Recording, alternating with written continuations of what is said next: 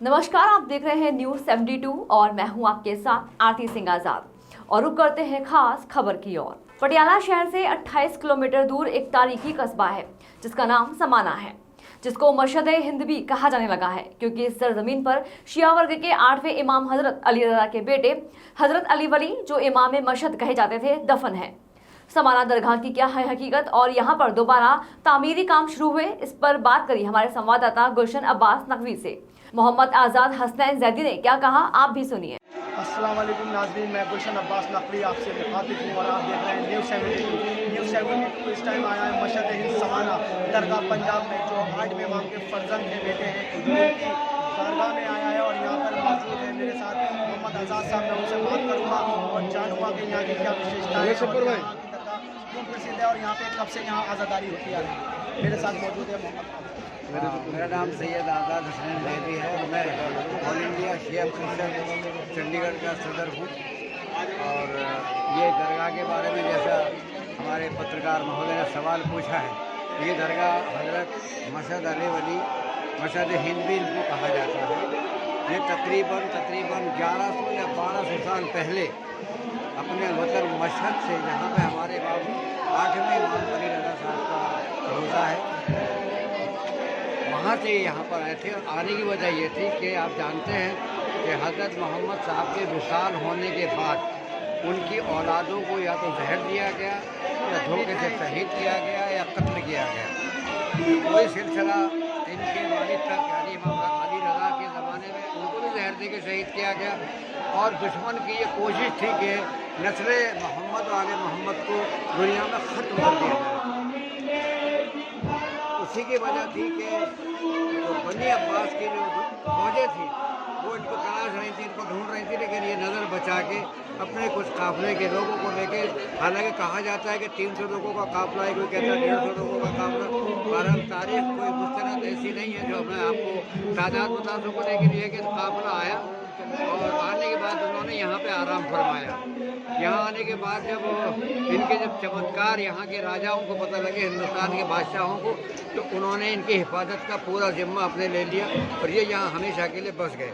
ये 1100-1200 साल पुरानी जो दरगाह है, इसकी ख़ास बात तारीख़ से ये साबित होता है, 1200 साल का मैं जिक्र कर रहा हूँ बार बार, कि मोहम्मद गौरी जब हिंदुस्तान आया था तो अपनी फतूहात हासिल करने के बाद जब वो जा रहा था तो उसने भी अपने एक वज़ीर को ये कहा था कि इस रोज़े की दोबारा तामीर कराई जाए।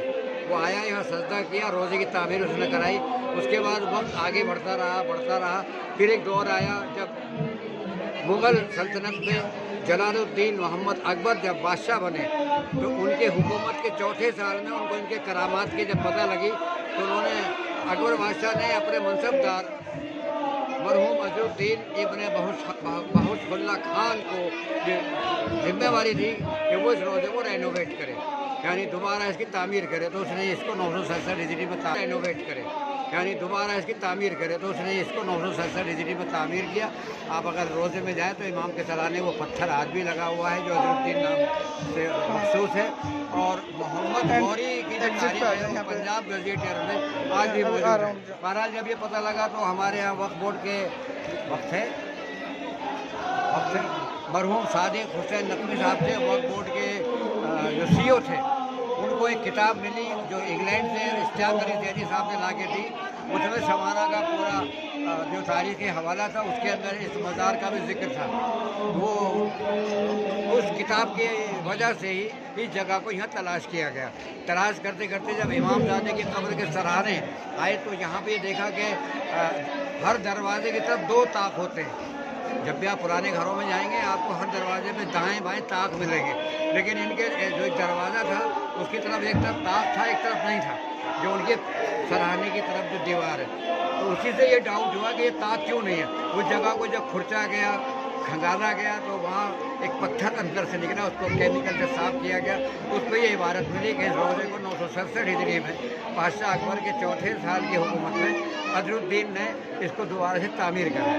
उसके बाद 1947 का जब बंटवारा हुआ तो यहाँ से तमाम जो शिया आबादी थी, समाना में 90% शिया कम्युनिटी थी, रिजवी, जैदी और नकवी सादात के लोग यहाँ रहते थे।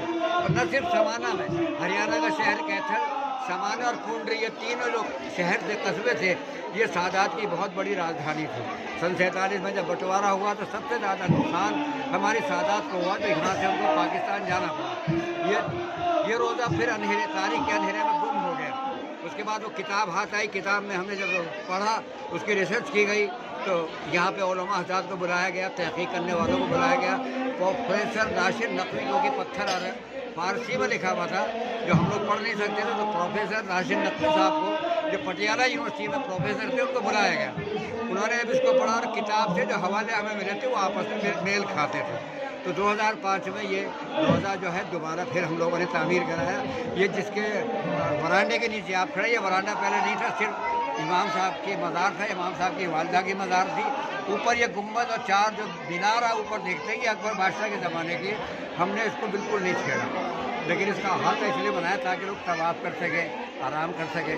तो 2005 में हम इसको मंजर आम पे लाए। फिलहाल के इतना ही। खबरों का सिलसिला लगातार जारी है, बने रहे हमारे साथ और देखते रहे न्यूज़ 72। नमस्कार।